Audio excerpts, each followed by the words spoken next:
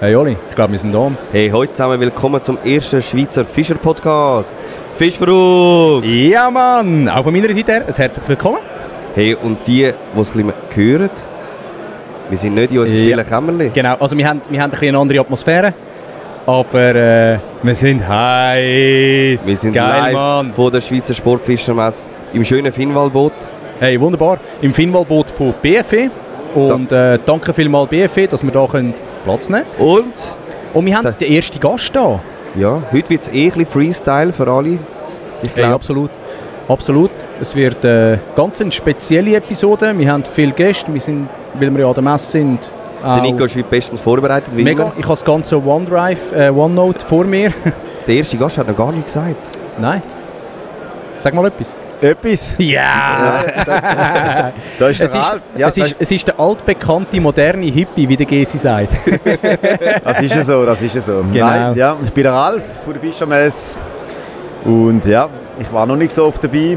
Meistens macht das der Gesi. Gesi ist da der Kommunikative von uns. Und ja. Ja, ist geil. Sehr schön. Wie ist so dein Puls so am zweiten Tag? Ah ja, entspannt. Doch, tipptopp. Zufrieden. Sehr cool. Alle Erwartungen erfüllt, so wie es aussieht. Was ich vor allem ganz nice finde, ich bin ja Töffli-Bub, nicht wahr? He? Und der Ralf hat tatsächlich ein Velo Solex T-Shirt da. Jawohl. Geil, Mann. Da muss man. Geil. Darf man nur anlegen, wenn man selber das Velo Solex hat. Das Geil. ist ja so. Wir haben 2 Velo Solex. Also ja, ich habe sonst noch ein paar andere Gefährte, aber genau, Velo Solex ist natürlich cool. Ja. Sehr das gut. ist ja so. So, nach einem kleinen Stromunterbruch sind wir wieder live. Genau. Ich würde sagen, den Rückblick, Ausblick und so. Ja, Das schenken wir uns heute. ja, ich würde es auch meinen. Wir sind an der Messe, wir haben Gäste bei uns und was für Gäste das es sein werden, das werdet ihr erfahren. Und ich finde es ein bisschen spannender, wenn wir nicht sagen, wer wir alles haben, sondern wenn ihr dann auch dranbleibt und wisst, okay, jetzt kommt der nächste Gast. Wir kündigen den selbstverständlich an mich an. Ja. Ja, dann haben wir doch ein paar Fragen vorbereitet an dich, Ralf. Wahnsinn. Also, schießt los. Deine Begeisterung ist so richtig spürbar. Ralf, wie ist für dich die Messe bis jetzt gelaufen? Also die Messe ist super, muss ich sagen. Die Stimmung ist grandios. Wenn man fragt, ja, sprühen alle vor Begeisterung. Wir können sagen, wir haben, so wie es aussieht, 20% mehr Besucher wie letztes Jahr. Die Halle ist ausgebucht. Wir haben super viele neue Marken am Start mit Biofishing, der grösste jetzt da zu nennen. Und ja, es ist wirklich eine gefreute Sache, muss man sagen. Geil. Was war so dein absolute Highlight gewesen bis jetzt? Mein Highlight, da gibt es wirklich viel zu sagen. Also wir haben geile Referenten gehabt, oder immer noch, kommen noch ein paar Highlights. Ja. Und das ist wirklich, also für mich eines der Highlights mit Biofishing, dass wir die können gewinnen, wie wir schon gesagt haben. Ja, es ist allgemein schwierig zu sagen, zum ein einzelnes Highlight jetzt da rauszuheben. Ist sehr, wie soll ich sagen, eine gut durchmischte Messe geworden, ja. Und ja, ich kann es jetzt gar nicht genauer sagen. Also wir sind wirklich erschöpft langsam, aber sehr zufrieden gehen wir heute Abend heim. Ja. Ich bin auch langsam kaputt, du Nico? Hey, ich auch. Also ich merke es richtig, aber es ist geil. Es läuft und jetzt, wo ich so ein bisschen hinhocke, merke ich, wieso die Entspannung kommt. So ein bisschen. Wir haben mal einen gefragt, was machst du mit 3 Kindern? Du bist immer auf der Trab und sagst, hey, hock nicht hin. Wenn du nicht hinhockst, wirst du nicht müde. Ich merke es. Ich bin jetzt hingehockt. Ich bin ein bisschen entspannt. Aber hey, weißt du, was fehlt? Oh ja. Wir haben ja noch... sorry, schon mal Ralf, Ralf, ich habe nur noch 2 gehabt. Ich merke, es sind super Gastgeber. Ja, wer hat die Messe organisiert? Die zwei Moderatoren haben Bier, wir sind nicht bei uns da. Gäste haben kein Bier, das wir ist sind wieder nicht bei uns im Wahnsinn. Also Studio. Es ist ein Elend, es ist wirklich ein Elend. Oli einfach nicht ausleeren. Jawohl. Cheers. Oh ja, sonst müssen wir so putzen. Ihr seht jetzt das nicht, weil es kein TV ist, Ah ja, hey, aber Ralf, zum Wohl. die Moderatoren sind am Saufen und die Gäste müssen da im Trockenen hocken. Also es ist wirklich... Das ist geil. Weißt du, normalerweise bin ich mir gewöhnt, dass man eigentlich die VIPs vorher fragen, was sie gerne trinken. Dann hätte ich können sagen, bring eine Flasche Weisse Ralf, oder so. was willst du trinken? Aber es ist wirklich wieder... Willst du eine Flasche Weisse? Gesi. Ja. Der trinkt keinen Für ihr, Alkohol. die es nicht sehen, der Gesi steht nebenzu, er könnte uns eigentlich bedienen, aber Genau, er will irgendwie nicht. Ja, Ich glaube, schlechte Kantone. ja, ich glaube, sie haben einander langsam gesehen, sind froh, wenn es nein, Montag ist und beide allein in ihrem Bett aufwachen können. Die Gesi-Frau, die ist lang geheiratet, aber es geht halt nicht anders. Ja. Der Ralf ist mein Schatz. Oh wow, das ist jetzt herzig. Das ist jetzt herzig. Hey, cool. Also, ich glaube... Also komm, sag noch, was steht da jetzt die letzten paar Stunden, die wir noch haben? Genau. Einfach schauen, dass man irgendwie am Leben bleibt und nachher zusammenräumen. Ist dann nachher noch... Ja, wir haben natürlich jetzt noch ein fettes Programm. Siehst du es? Genau, nachher haben wir noch der Daniele, macht noch eine Flügelfischer-Vorführung am Wurfpool. Dann haben wir noch Swiflo, auch nochmal Flügelfischer. Die Rolle, die keinen Backlash macht. Sehr empfehlenswert. Und zum Schluss, der letzte Höhepunkt ist mit dem Janko Balla von Vision. Die machen auch noch Wurfvorführung. Mit und Boot. Didi Isaias hat um 2:30 noch einen Vortrag über Zander und dicke Hecht. Ja, das wäre dann im Vortragsraum Programm dicht gepackt. Genau. Geil. Sehr schön. Das ist aber ein straffes Programm. He? Tönt nach einem straffen Programm und für alle Aussteller geht es natürlich weiter mit Verkaufen, selbstverständlich. Jetzt fällt mir gerade auf, für all die am Samstag in der Messe sind, es hat recht nach Benzin geschmeckt. Das haben wir beheben. Wie haben wir das beheben, dass es nicht mehr nach Benzin schmeckt? Ja, es war so, dass das Boot relativ volltankt war und dann ist nachher durch die physikalische Ausdehnung vom Benzin bei Zimmertemperatur ist dort ein bisschen Benzin austreten. Das haben wir können beheben. Das Benzin ist abgesaugt worden und so weiter. Gut. War im Prinzip eine kleine Sache, hat ein bisschen geschmeckt. Also ich schmecke es noch gern, muss ich sagen. Ich auch. Aber jetzt schmeckt es. Ja, genau. Es ist eigentlich, sollte eigentlich wieder irgendwo einer mal einen Liter ausleeren, dass es wieder ein bisschen fein schmeckt. Sehr gut. Dann Ralf und Gesi, die so halb im Hintergrund noch rumjockelt. Schön, sind ihr da gewesen, haben ihr schnell eure Danke Zeit genommen, vielmals. bei uns im Podcast vorbeizuschauen. Ich weiss, ihr habt auch selber ein Straßenprogramm und müsst jetzt schon wieder weiter. Genau, lassen wir euch wieder Gesi, springen. sein Telefon läutet immer. Ich habe vor allem immer am Gesi angerufen. Ich habe das Gefühl, ich bin der Einzige, der am Gesi angerufen hat, so Ja, viel wie ich das am stimmt. angerufen habe am Aufstellen. Jungs, wir lieben euch. Danke. Geile Sache. Danke vielmals. Podcast. Merci vielmals. Hey, euch noch Danke weiterhin eine euch. gute Hey, Messe, gute viel Messe. Erfolg, ruhige Zeit und bis Bis bald. nachher. Hau rein. Ciao, ciao. Gut, Und hebt unsere Gäste Sorge. immer. Machen wir doch. Jetzt, der nächste Gast steht nämlich schon da. Er schleicht schon ums Boot und tut Genau. so, als würde er etwas studieren. Er ist von Erlebe Fischen. Wollhausen. Hat er aber das T-Shirt an. Aber ich glaube nicht, dass er von dort kommt. Dann würde ich sagen, holen wir ihn mal aufs Boot, oder? Mhm. Johannes, du darfst kommen.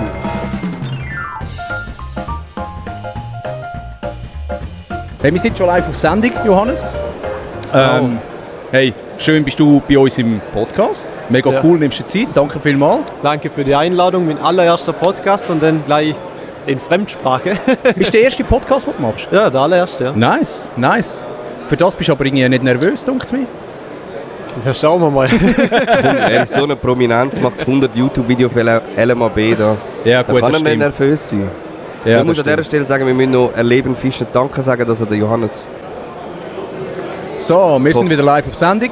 jetzt das letzte Mal rausgefallen hat, ich sicher. Ich hoffe, die Zeit läuft. Wir haben noch 14 Minuten. Du bist ja auch ein ambitionierter pelagischer Fischer. Ja. Hauptsächlich dein Hausgewässer ist dementsprechend der Bodensee. Ja. Genau. Was sind deine PBs am Bodensee? Zander 1 Meter, glatt. Ja. Geil. Und Hecht 1,25 und Barsch 43. Ja. Das ist schon mal geil. Also 43 finde ich gute Größe so für Schweizer Gewässer. Sag ich jetzt. Ja, wenn man so mein will. Bruder sagt ja Oder auch deutsches so Gewässer auch. Ja. Weil, ich glaube, die Schweiz werden selten größere gefangen und Bodensee wahrscheinlich auch. Ist eher Ja. im oberen Schon. Bereich. Ja? Ja. Sehr schön. Und allgemein? Auch. Also Barsch 59. Der Barsch Rest 50. ist gleich. Der Rest ist gleich. Ja. Schon deine Hecht und Zander ist Bodensee. Ja. Sehr geil. Sehr geil. Cool. Ja, dann habe ich noch 2 Fragen. 2 Köder, die nicht in einer Tacklebox fehlen dürfen. Egal, wo du hingehst. Egal wo ich hingehe. Ja. Egal welcher Zielfisch. Ja, Einfach 2 Köder, die du 2 weißt. Köder, die musst du dabei haben, das fängst. Ja, dann ist eins sicher 11 cm Köfi Perche, den Real Perch, weil der fängt einfach alles irgendwie. 10 Gramm, 12 Gramm, 7 Gramm. Mit Gramm auch noch. Ja, 7 bis 10, ja. Okay. Und dann würde ich wahrscheinlich noch... das ist schwierig, zweite. Multivibe. Multivibe. Ja. Das ist natürlich der Vorteil, da könntest du gerade wechseln. He? Ja, Ja, das ist ein bisschen umbauen. Der Multivibe ist der Chatterbait, gell? Genau. Als Kannst Tra- aber als- auch zum Spinnerbait umbauen. Und als Trailer? Pintail 11 cm. Sehr nice. Cool. Tipptopp. Ja, dann würde ich doch sagen, sind wir, glaube ich, schon beim Entweder-Oder, oder? Ja. Entweder-Oder, oder? Die Leute, die unseren Podcast regelmäßig hören, die wissen, Genau. immer wenn Leute da sind, oder wenn, auch wenn wir das Zweite sind, wir spielen das entweder oder, so auch mit unseren Gästen. Darf ich anfangen? Nico? Ja, darfst gerne anfangen. Johannes, wir brauchen von dir eine Antwort, wenn möglich eine Begründung. Du musst dich für eins entscheiden. Okay. Vielleicht noch vorab. Hörst du unseren Podcast? Ich habe schon ein paar Folgen gehört. Ja. Sehr gut, dann kennst du es Entweder-Oder. Ja. Perfekt. Big Bait oder Ultraleitfische? Big Bait. Auf jeden Das ist Fall. einfach gewesen. Ist aber schnell gekommen, ist aber schnell gekommen. Das ist, weil ich habe die letzten 2 Jahre viel auf Barsch gefischt und das war auch mega cool, mega nice auch mit Zerig da, wenn die bist, hast du so dick und du weißt so, jetzt bam. Aber ich muss sagen, so ein Einschlag von einem Hecht, gerade wenn er vor dem Boot auch manchmal auf Sicht ist, das ist etwas, das bleibt so lange in deinem Kopf drin. Ja. Und deswegen ist einfach Big Bait auf Hecht. Sehr nice, sehr nice. Dann die nächste Frage. Fischen mit dem Livescope oder klassisch nach Erfahrung? Klassisch. Echt? Nach Erfahrung, ganz klar. Wow. Ja. Also Stark. ich habe live ja sehr intensiv gemacht, also das müssen wir da jetzt gar nicht abstreiten, aber umso ist mehr ja du nicht, es ist machst... ja nicht Negatives, ist Nein, ja nicht nein, Negatives, überhaupt nicht. Also. Nein, überhaupt nicht, aber irgendwann geht der Spaß auch ein bisschen verloren. Ich meine, logisch, du musst es können, gerade für Turniere und so, wenn es erlaubt ist und du willst gewinnen, dann musst du es können. Natürlich. Aber wenn ich jetzt so fischen gehe, dann ist es einfach viel mehr Feeling, Ja. viel geiler. Ja. Nicht den ganzen Tag da in... Am Turnier Computer unverzichtbar, aber beim Ja. Freizeitfischen, wenn du so willst, Ja. ist... Okay. Also klar, jetzt im Winter, wenn es zäh ist, dann tust du auch Livescope Ja, fischen, bevor du nichts fängst. Ich meine, der Oli war bei mir auf Besuch am Bodensee. Wenn dann dringend alles zugefrieren und du kriegst 4 Stunden kein Biss, dann ja. Ja, das ist scheiße. Ja. Und auf was achtest du denn so beim Fischen ohne Livescope? Im Fluss ist es einfach, weil du kannst auf die Strömungen schauen und so. Und im See eigentlich auf Tiefenkarte. Ja. Ich meine, ich habe schon mal ein Turnier tatsächlich nur mit Tiefenkarte gefischt, weil mein Boot ist im Training kaputt gegangen. Und dann habe ich das Boot vom Kollegen gekriegt, dort ist das Echolot kaputt gegangen. Und dann haben wir 3 Tage Turnier gefischt, nur mit der Navionics Seekarte auf dem Handy. Und es hat funktioniert. Also. Geil. Boot kaputt gehst, so ein bisschen dein Ding habe ich gesehen. Wenn man aktuelle YPC-Folge Boot kaputt gehen und Das Anhänger Boot ist verlieren. zum Glück geil geblieben. Weißt du, was hat mir am besten gefallen? Der Johannes steht neben dem Boot, lacht sich kaputt und der Enrico ist tot ernst. Ja, Aber was ihr willst du machen? ergänzt euch gut. He? Ja. Das ist, Ja. ja, sehr schön. Cool. Machen wir die letzte. Hechtangeln, also Hechtfischen mit Stahlvorfach oder Hardmono bzw. Fluo? Köderabhängig. Ja. Bei Köder bis 15 cm Stahl oder Titan und über 15 cm Fluo. 1 Okay. Millimeter und nicht dünner. Weil sie es nicht mögen einsaugen oder selten mögen einsaugen? Nein, weil die kleinen Köder einfach nicht so gut laufen an dem steifen Vorfach. Okay. Okay. Trotz Titan oder was auch immer, wenn es flexibel ist und alles? Genau. Ja. Okay. Ist jetzt nicht die Antwort, die wir eigentlich wollen. Wir brauchen eigentlich eine Antwort. Aber ich finde sie mega Ja, interessant. ich finde Dann können wir sie so stehen eine lassen. gute Alternative. Ja, ich finde auch. Finde ich okay. Hey, Johannes, wir Nein, wären- ich habe mir noch eine Frage Oh, aufgeschrieben. Ich habe mir noch eine okay, Frage du da. aufgeschrieben. Das ist nicht abgemacht. Ja, ich weiss, aber wir haben noch Zeit, wir haben noch 8 Minuten. Nein. Wir haben ja YPC Boat ist ja aktuell Ja. am Laufen. Ihr habt den schon gefischt. Wie ist es ausgegangen? Darfst, was natürlich darfst du Verschwiegenheit. dazu sagen? Ich darf sagen, es war ein mega cooles Turnier gewesen. Es werden mega viele große Fische gefangen und ihr könnt euch auf mega viele Folgen mit viel Fisch und richtig große Fisch freuen und es wird spannend. Sehen wir noch Beef zwischen dir und dem Enrico? Nein. Okay. Gut. Schade. Perfekt. Ja, das ist okay. Nein, das ist okay. Also vielleicht, ich weiß nicht. ja, komm jetzt. Kein richtiger. Nein, Okay. kein richtiger. Ja, das ist Höchstens gut. Spaß. Okay, ja, das ist gut. Perfekt. Cool. Ja, sehr schön. dann würde ich sagen, sind wir durch mit den Fragen. Willst du noch irgendetwas an unsere Zuhörer in der Schweiz sagen? Oder von der Messe oder was auch immer? Wenn ich jetzt gerade bei der Messe bin, ja, würde ich mich gerne bedanken bei allen Leuten, die da waren, für die netten Gespräche. Und hat mich mega gefreut. Freut mich immer, wenn da kommen. Und ja, ich würde sagen, damit können wir das Ganze abschließen. Vielen Dank, dass ich da sein dürfen. Hey, schön bist du da gewesen. Hast Mega du die cool. Zeit genommen? Danke Hast du die Zeit vielmals. bekommen? Mega cool. Ja. Entlöhnt dich jetzt wieder. Ja, eh. Perfekt. Danke vielmals. Auch danke vielmals an erlebefischen.ch. Könnt vorbeischauen, unbedingt. Hey, schön, haben Sie dich können entbehren und weiterhin gute Messe, viel Erfolg und gute Heimreise dann. Dankeschön. Macht's Ciao. gut. Ciao, Johannes. Ade.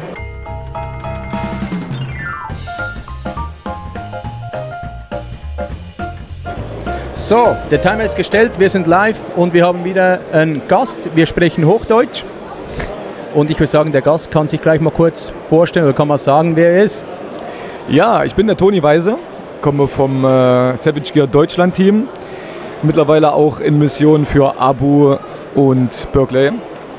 Bin 35 Jahre alt und aktuelles Mitglied der deutschen Nationalmannschaft im Schwarzbarschangeln. Ah, das ist der Black Bass Fish. Das hatte ich im letzten Podcast von Hecht und Barsch. Hatte ich das gehört, dass die Deutschen eine Nationalmannschaft haben. Ich glaube, der Daniel ist auch dabei, ne? Ganz genau, Daniel war auch jetzt letztes Jahr leider nicht. Da konnte er nicht wegen, aus arbeitstechnischen Gründen. Das ist nun mal immer so, dass das alles immer sehr viel Zeit raubt, privat auf solche Turniere zu fahren. Aber Daniel war auch schon mit dabei. Cool, sehr schön.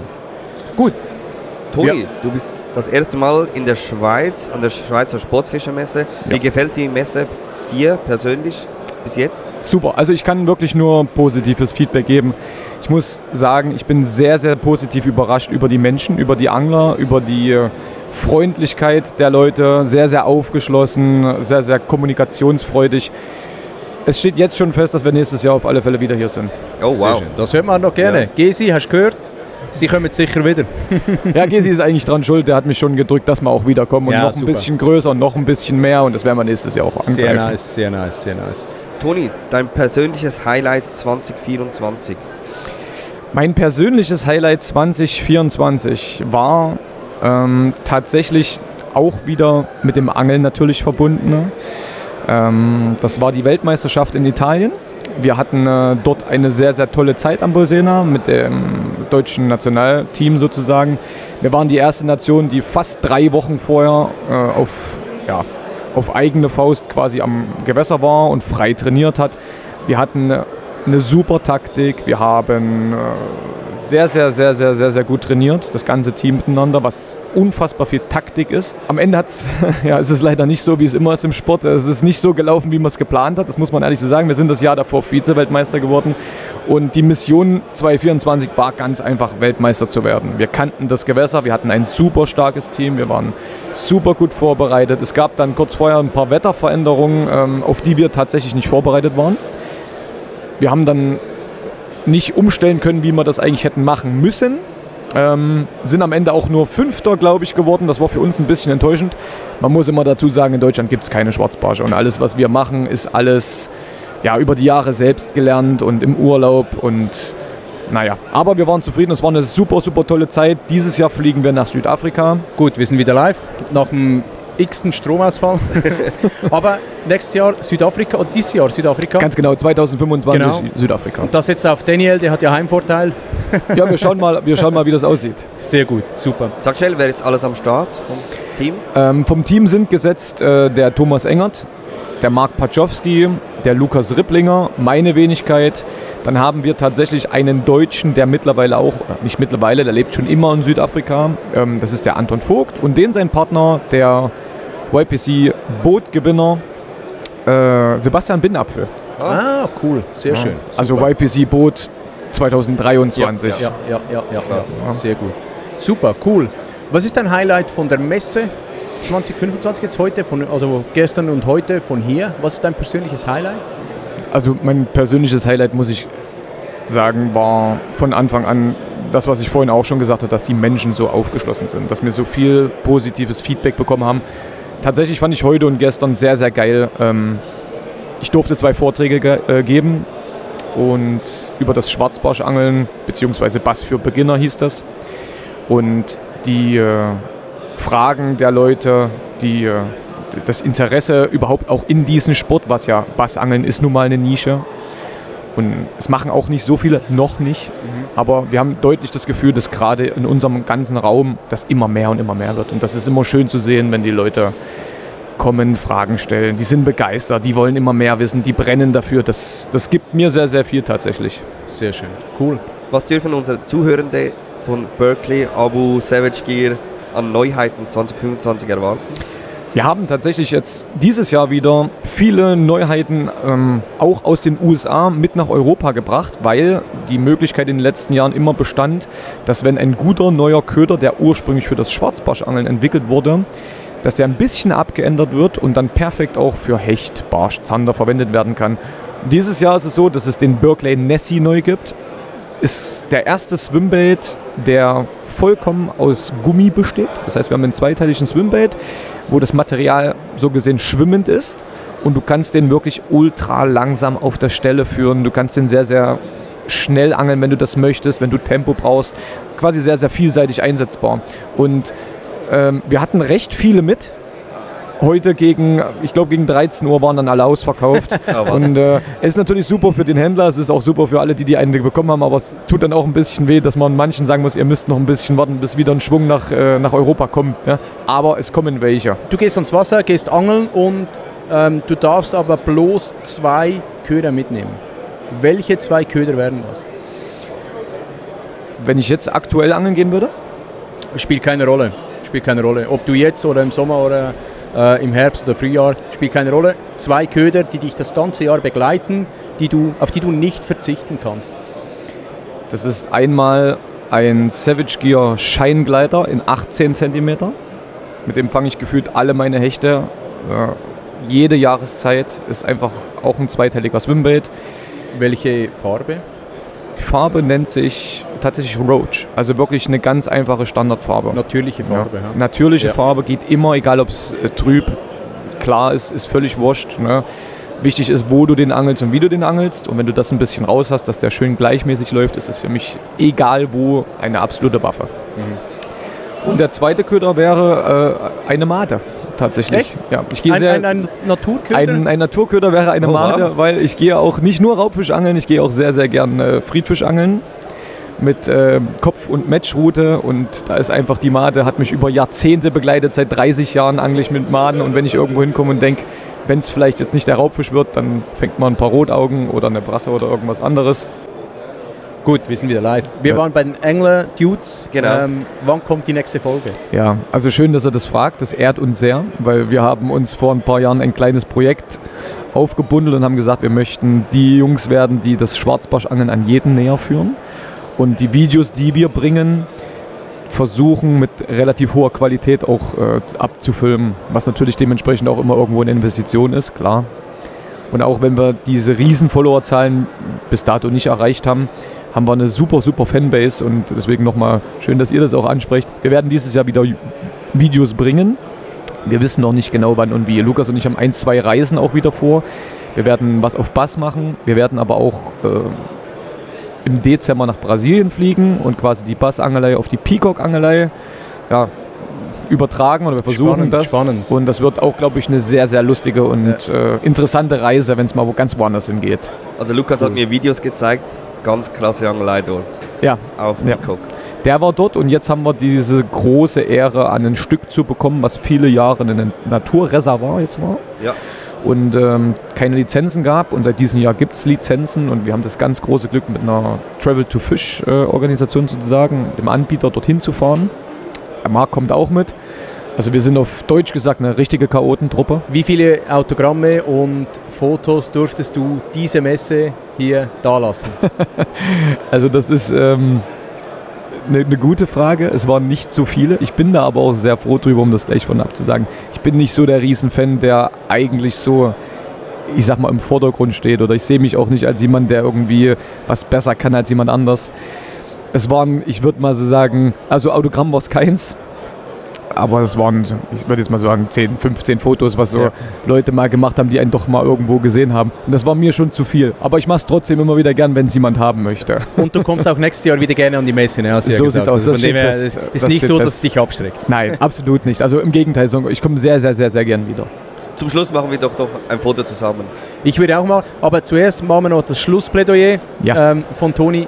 Was willst du unseren Hörern noch auf den Weg geben? Deine letzten Worte an unsere Hörer, vielleicht auch an diejenigen, die nicht auf der Messe waren.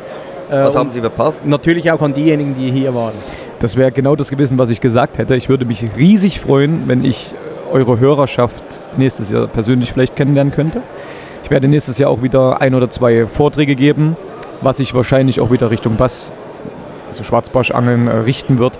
Und ich würde mich einfach riesig freuen, noch mehr Leute speziell aus der Schweiz kennenzulernen und allgemein unser Hobby noch zu teilen. Ja, vielen Dank, warst du hier Gast bei uns im Podcast. Absolut. Nicht dafür. Super, perfekt. Super. Vielen Dank, Toni. 1000 Dank, Jungs.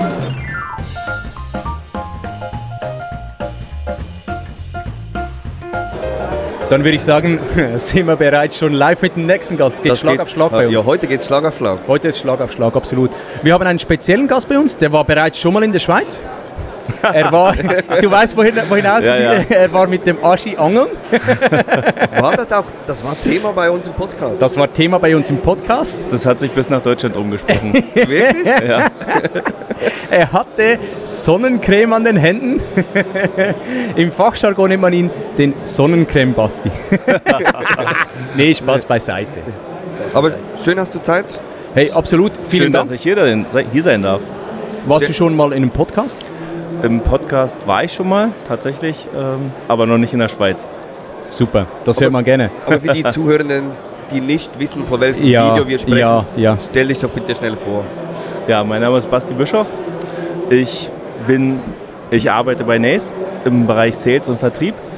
Bin schon, seit ich denken kann, Raubfischangler. War früher auch mal 13 Jahre lang Teamangler bei Diver, habe super viel Raubfischerfahrung und genau seit über 2,5 Jahren bin ich jetzt bei Nace für den Vertrieb zuständig und mehr oder weniger europaweit, weswegen mich das auch natürlich häufiger mal oder seltener in die Schweiz verschlägt und auch nach Österreich und andere Länder.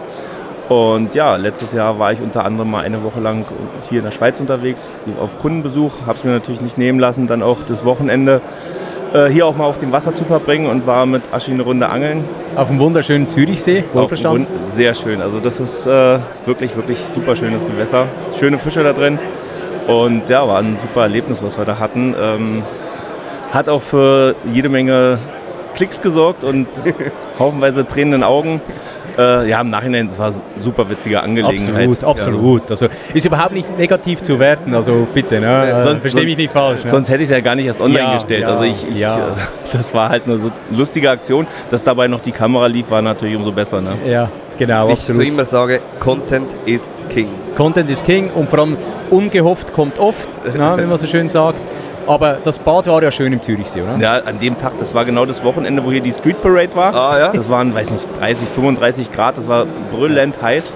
Und aus dem Grund hatte ich mich dann in dem Moment gerade eingecremt mit Sonnencreme und wir waren am Angeln und hatten dann irgendwie einen Fisch ausfindig gemacht. Und ja, haben den angefischt und in dem Moment habe ich nicht daran gedacht, dass ich mir eine Minute vorher die Hände eingecremt habe.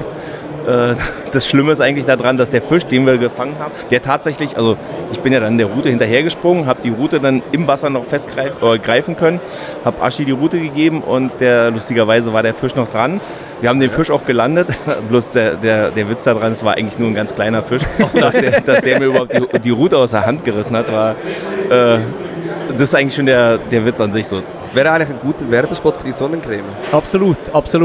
Definitiv. Naja, das war so lustig, das konnte ich. Also ich habe so Tränen gelacht. Ich kann mir das Video immer wieder angucken, muss immer wieder Tränen lachen und es war halt super lustige Erfahrung. Ich habe gestern mein Insta aufgemacht und das erste Video, das ich gesehen habe, war wieder das, immer noch vom Sommer. Da habe ich gedacht, scheiße, ich war schon lange nicht mehr auf Social Media. Aber wir hatten an dem Tag auch noch den einen oder anderen schönen Hecht, der wirklich vorzeigbar war und von daher war es ein super Erlebnis, hat echt Spaß gemacht. Cool. Und ich komme jederzeit immer wieder gerne in die Schweiz. Ich wollte jetzt gleich sagen, du bist ja trotzdem hier. Ne? Genau. Das hat dich ja nicht abgeschreckt. Wie beurteilst du die Messe in diesem Jahr? Das ist ja für dich das erste Jahr, dass du hier bist? Genau, das erste Jahr. Ich hatte es mir eigentlich schon fest vorgenommen, das letzte Jahr hierher zu kommen.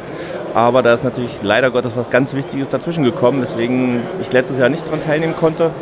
Habe es mir aber dann für dieses Jahr auf die Fahne geschrieben, auf jeden Fall hierher zu kommen. War auch da im engen Austausch mit Gezi, der hier wirklich einen super hervorragenden Job macht. Also Hut ab davor, macht hier richtig, richtig guten Job. Hat eine super Messe hier veranstaltet. Gezi, das für dich. Ja, das für dich Applaus. und raus natürlich. Und Shout auch, ihr out seid jetzt zu zu zweit. Echt nice. Echt nice. Genau, Na? genau, völlig richtig. Also, und ja, wir wollten jetzt auf jeden Fall hierher kommen und war für das erste Erscheinen hier auf der Messe jetzt noch nicht so, dass wir selber mit einem eigenen Stand hierher kommen konnten. Und ja, aus dem Grund haben wir hier so eine kleine Kooperation mit Fischen CH gemacht, dass wir sozusagen mit bei denen am Stand sein können. Und ja, ich habe es in keinster Weise bereut. Ne? Also es ist ein super Publikum hier, super nette Leute, wahnsinnig qualitativ hochwertige Marken und Shops hier. Also es macht richtig, richtig Spaß, hier zu sein. Und ich könnte mir durchaus vorstellen, dass es jetzt nicht das letzte Mal gewesen ist. Sehr schön. Das hören wir natürlich gerne. Ja, das hören wir gerne. Wollte ich gleich sagen, es wurde Zeit, dass Nace endlich in die Schweiz kommt. Ja, tatsächlich. Und das ist auch, bisher war es ja so, wir haben wirklich nur unsere Messe oder die Messe in Berlin gemacht, weil es ja für uns A ein Heimspiel ist und B ist es eigentlich auch mittlerweile die größte und wichtigste Messe in Europa. Und Pflicht vor allem auch fast, ne? Wenn du Genau. schon dort bist, Genau. sage ich jetzt mal. Das Und da haben wir, glaube ich, über die letzten Jahre so ein bisschen da den Standard gesetzt, weil wir immer so ein bisschen Vorreiter waren, was so die ganze Optik am Stand und das Auftreten anbelangt. Und da sind die anderen Firmen jetzt, glaube ich, in den letzten Jahren immer deutlich nachgezogen. Und ja, das ist halt unser Heimspiel und wir haben bisher immer, wenn wir eine Messe gemacht haben, dann richtig. Und das war eigentlich immer nur die Messe in Berlin und bisher haben wir noch keine anderen und internationalen Messen gemacht. Und das wollte ich letztes Jahr schon ändern, da ist wieder zeitlich war ein bisschen was dazwischen gekommen. Und jetzt hat es endlich mal hier mit Zürich geklappt. In 3-4 Wochen bin ich dann auch nochmal auf der Messe in Stockholm. Ja, und dann hoffe ich mal, dass es in Zukunft auch international ein bisschen mehr Fahrt aufnimmt, diese ganze Geschichte. Weil wir sind ja nun mittlerweile nicht mehr eine ganz unbekannte Brand in Deutschland und auch in Österreich und in der Schweiz. Absolut in Holland, nicht. Also da haben wir schon so einen gewissen Namen erarbeitet, einen Ruf erarbeitet. Und ja, deshalb, wir sind natürlich dabei, auch dieses ganze Thema Internationalisierung voranzutreiben. Und dann können wir uns natürlich nicht nehmen lassen, dann auch mal woanders cool. da zu sein. Absolut. Das muss ich jetzt schon noch sagen. Ich werde in diesem Podcast immer fertig gemacht, weil ich Nace-Schuhe trage. Das sind keine Nace-Schuhe, Ja, wenn du daraus willst. Ja, jetzt darf ich Nee, nicht. bei dir auch nicht. Ja, Also, stimmt, passiert. Hier Ja, hat, okay. hier hat niemand tatsächlich Nace-Schuhe, ne? Nee, Aber in der leider Größe hätte Gottes es sie wahrscheinlich auch nicht gegeben. Doch, die gibt's. Ja, ja. Gibt's.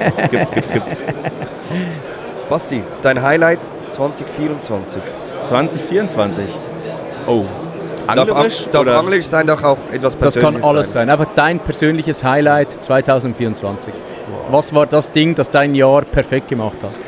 Also anglerisch vom Erlebnis und vom Fun-Faktor war es tatsächlich irgendwie dieses Angeln mit Aschi da auf dem Zürichsee.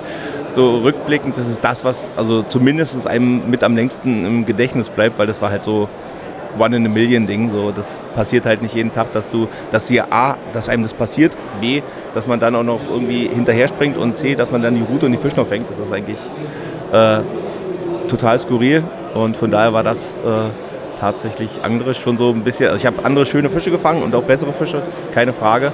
Aber es geht ja immer nicht nur um die Fischgröße, sondern auch um das Erlebnis. Und von den Erlebnissen war das auf jeden Fall ganz weit vorne.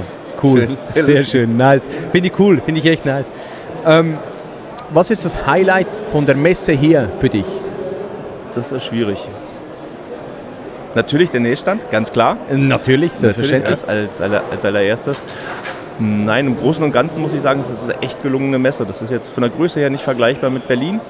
Aber wie ich vorhin schon gesagt habe, also die Firmen, die hier ausstellen, die Marken, die vertreten sind, die ganzen Teamangler und Aussteller, die da sind und auch die Gäste, die da sind, das ist halt ein rundum gelungenes Paket. Ich würde jetzt gar nicht sagen, dass ich ein Highlight hätte, was hier besonders heraussticht.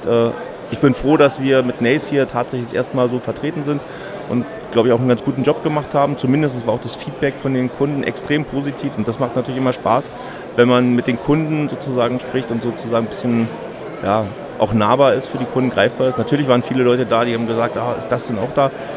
Nein, leider nicht. Vielleicht macht er das nächste Jahr. Vielleicht hört er den Podcast und Und kommt auch vorbei, lässt genau. sich dann genau, dazu absolut. überreden, dass er nächstes Jahr auch mit dabei ist. Müssen wir mal die Zahlen anschauen, ob wir nach der Messe, wenn wir den Podcast live schalten, mehr Deutschland-Zuhörer haben. Weil wir sprechen ja Hochdeutsch, oder wir versuchen es zumindest. Ne?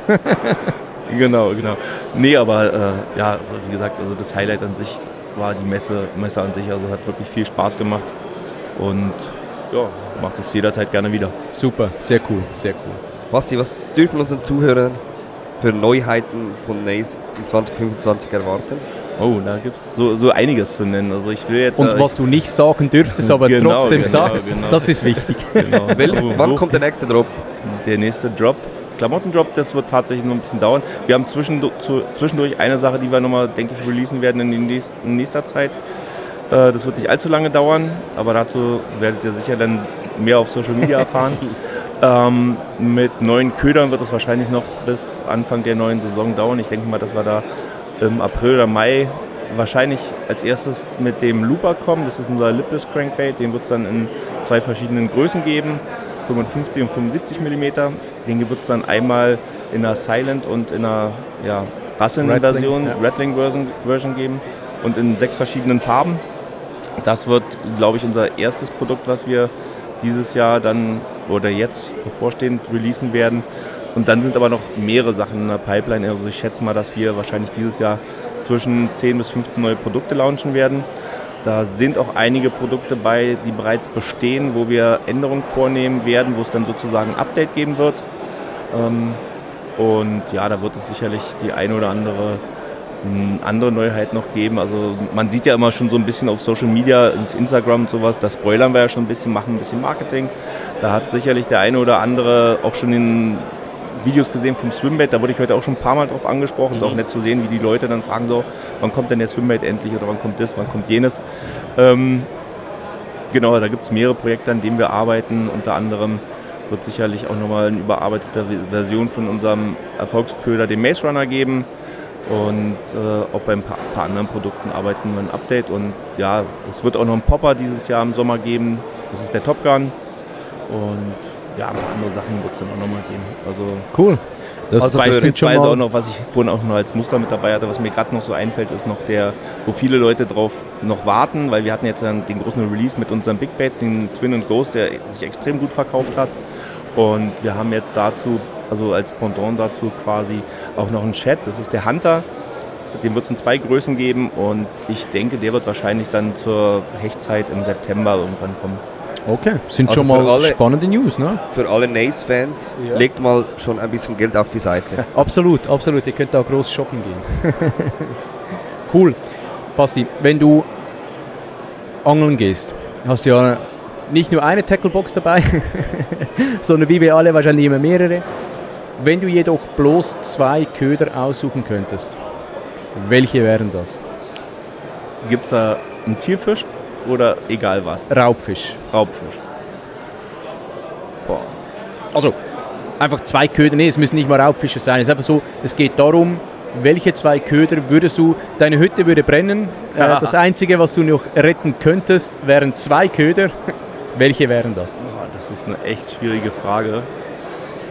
Ich bin eigentlich der Typ, der relativ wenig die Köder wechselt. Wenn ich dann mal angel, dann vertraue ich meistens auch den einen oder anderen Köder. Das ist aber bei mir sehr jahreszeitenabhängig. Ich fische extrem gerne Sea Rig, insbesondere aber auf Barsch und Zander, also eher auf Barsch.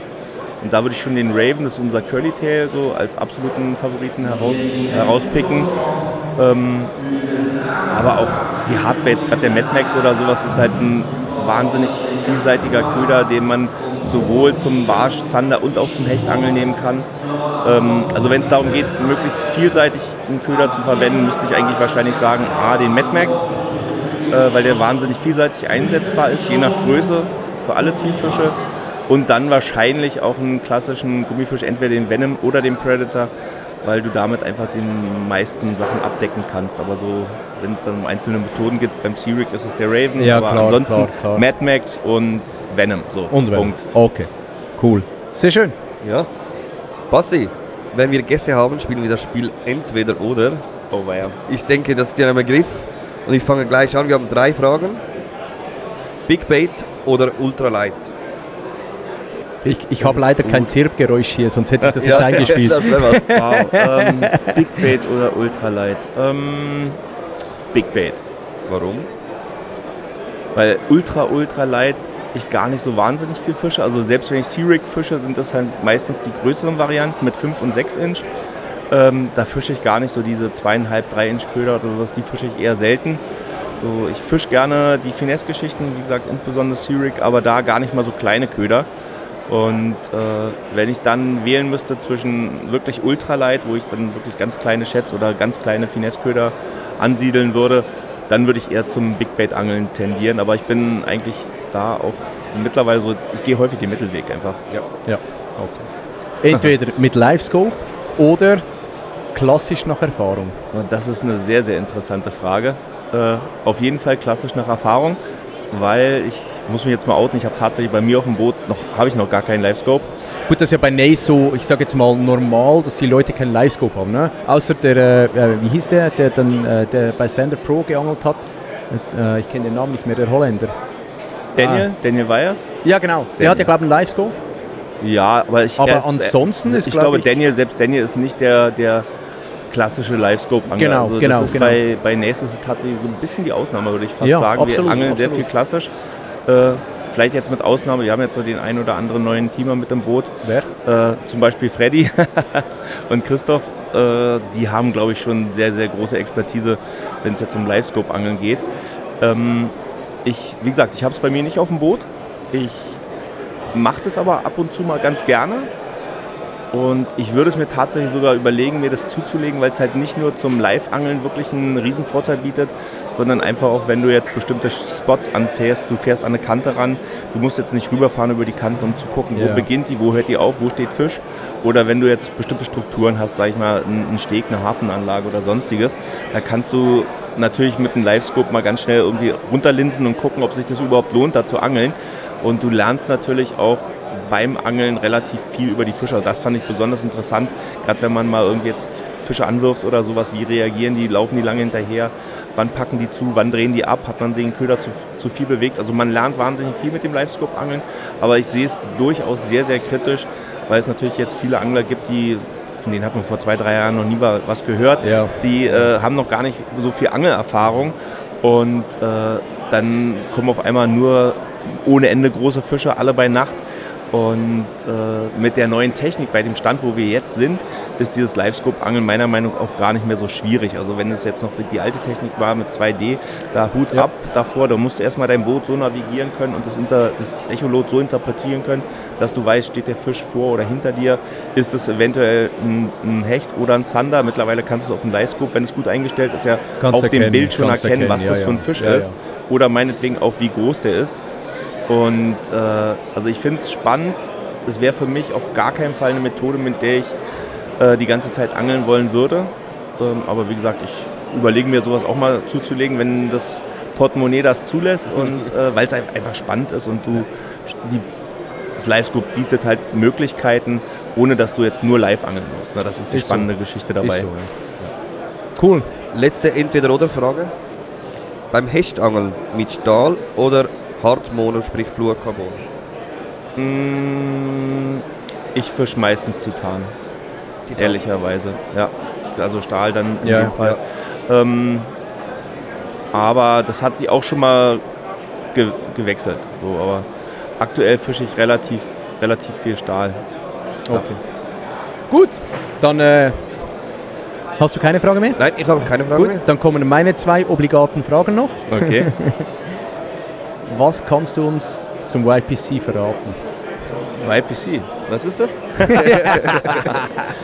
Nein, ich weiß es nicht. Also ehrlicherweise... Weißt du es echt nicht oder sagst du, du weißt es nicht? Ich weiß es nicht. Okay, gut. Ich weiß es nicht. Ja, lass mal so gelten. Hier und da sprechen sich, glaube ich, manchmal immer irgendwelche Sachen rum. Aber ehrlicherweise kann ich dir jetzt keine genaue Auskunft dazu geben. Okay. Unterschriften und Fotos musst du schon machen? Selten. Also auch diese Messe nicht viele, ne? Nein. Okay, sehr gut. Ja gut, dann würde ich sagen, vor deinem Schlussplädoyer machen wir noch kurz ein Selfie für uns. Perfekt. Gibt es noch die letzten Abschlussworte, die du unserer Community und den Besuchern oder eben halt leider nicht Besuchern dieser Messe auf den Weg geben möchtest? Definitiv. Also an all diejenigen, die nicht hier gewesen sind, ihr habt definitiv was verpasst. Super Veranstaltung, nette Leute hier, tolle Produkte, also absolut sehenswert. Muss man mal gesehen haben, muss man mal vorbeikommen. Die Leute, die es verpasst haben, die sollten auf jeden Fall beim nächsten Jahr mit dabei sein. Ich hoffe natürlich, dass wir nächstes Jahr auch wieder mit dabei sein können. Dann auch in einer stärkeren Besetzung. Dieses Jahr war es ein bisschen improvisiert zwischendurch. Aber glücklicherweise hatte ich tatkräftige Unterstützung von den Anschwaden-Brüdern, von Aschi und Peter. Genau, die sind ja neu im Team Nace in der Schweiz. Ne? Auch nochmal an die beiden herzlichen Dank dafür, dass sie mich hier so tatkräftig unterstützt haben. Das ist absolut nicht selbstverständlich. Aber ja, ich denke mal, ihnen hat es auch Spaß gemacht und mir hat es mega Spaß gemacht hier. War halt weniger arbeiten, sondern viel mit den Leuten reden. Und wie gesagt, das waren halt so viele interessierte Leute auch da, die nach den Produkten gefragt haben, die auch positives Feedback dazu wiedergegeben haben. Das hat echt Spaß gemacht. Basti, vielen Dank, warst du unser Gast. Ja. Vielen Dank, dass ich da sein durfte. Es ist mir eine Ehre gewesen, hier in meinem ersten Schweizer Podcast mit dabei sein zu dürfen. Cool. Das nächste Mal in Schweizerdeutsch. Genau. Okay, ich gebe mir Mühe. Wir sprechen dann einfach Schweizerdeutsch. Dann mal schauen, was du verstehst. Nee, dann angeln wir nur noch Eglis. Ja. Egli, genau. Perfekt. Also wir sind am Ende vom Genau. Podcast. Wir haben jetzt da 2 Stunden lang... Ja, mit ein bisschen Fels und so, aber wir haben es durch. Wir sind Ich bin vorbei. fertig. Ich auch. Ich glaube, über die Messe und so tun wir im nächsten Podcast, wo wir aufnehmen, ein bisschen diskutieren. Vielen Dank an all die Gäste, die zu unserem Podcast gekommen sind, an Gesi, die uns das möglich gemacht Genau. hat. Und vor allem auch vielen Dank an die Leute, die uns erkannt haben. Irgendwo am Stand und zu uns gekommen sind und gesagt haben, hey, darf ich ein Foto machen? Hey, du bist der vom Podcast. Danke vielmals, mega geil. Hey, ja. Ich glaube, wir sind draußen für heute. Ciao zusammen. Ciao, ciao. Yeah. Erste Podcast in der Schweiz übers Fischen ist draussen. Eben schon Glas ins Bier rufen. Fisch verrückt, treffen sie den Buff oder werfen im Wasser. Die nächste Folge vom Forellenkönig und ein Bär sind im Kasten. Tight Lines, Baby.